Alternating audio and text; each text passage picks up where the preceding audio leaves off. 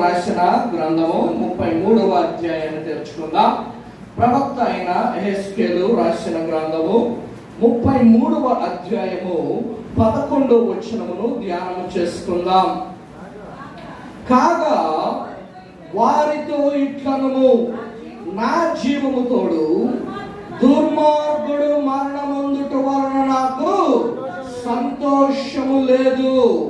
దుర్మార్గుడు తన దుర్మార్గత నుండి మరలి పరటుట వలన నాకు సంతోషము కలుగును. దేవునికి స్తోత్రం కలుగును గాక. దేవాది దేవుడైన యెహోవా దేవుడు మనల్ని వినమంటున్నాడు. ప్రవక్త యెహెజ్కేలు ద్వారా మనతో చెప్తున్న మాట, మనతో పలుకుతున్న మాట ఏంటి అంటే, ఇదిగో దుర్మార్గుడు మరణమవుట వలన నాకు ఎటువంటి సంతోషము కలగదు. చాలా మంది ఏమనుకుంటారు అంటే, దేవుడికి శిక్షించడం అంటే ఇష్టమేమో, లేదు అంటే దేవుడు మనుషులకి నరకానికి అప్పగించడం దేవుడికి చాలా సంతోషం కలుగుతుందేమో అని అనుకుంటారు. కానీ దేవుడు ప్రమాణం చేస్తున్నాడు. ఏమంటున్నాడు? నా జీవము తోడు దుర్మార్గుడు మరణమైపోవట నాకు ఇష్టము లేదు.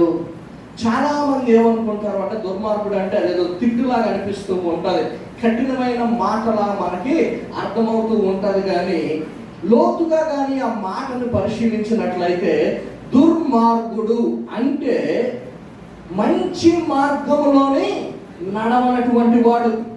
దుర్వాసన అంటారు అంటే ఏంటి? తప్పు. దుర్వ్యాపారము అంటే ఏంటి? మంచి వ్యాపారము కానిది. అలాగే దుర్మార్గుడు అంటే అర్థం ఏంటో తెలుసా? తన మార్గము దేవుని మార్గమైనది కాకుండా చెడు మార్గములో నడిచేవాడిని ఏమంటున్నాడు దేవుడు? దుర్మార్గుడు అంటున్నాడు. అంటే దేవుని యొక్క ఆశ, దేవుని యొక్క వాంఛ, దేవునికి సంతోషం కలిగించేది ఏంటి అంటే, ఒక వ్యక్తి సన్మార్గములో నడుచుట దేవునికి సంతోషం కలిగిస్తుంది. ఒక వ్యక్తి దేవుడు నియమించిన మార్గములో నడుచుట వలన దేవునికి సంతోషము కలుగుతుంది. ఒక వ్యక్తి ఆ యొక్క చెడ్డ మార్గము నుంచి వేరుపరచబడి మంచి మార్గంలో నడుచుట వలన దేవునికి సంతోషము కలుగుతుంది. అంతలాగా సంతోషిస్తున్నాడు కనుకనే పరమును వీడి మన కొరకు ఈ భూమికి అరుదించాడు యేసు. దేవుడు నమ్మిన వారు దేవునికి స్తోత్రం చెప్తారు.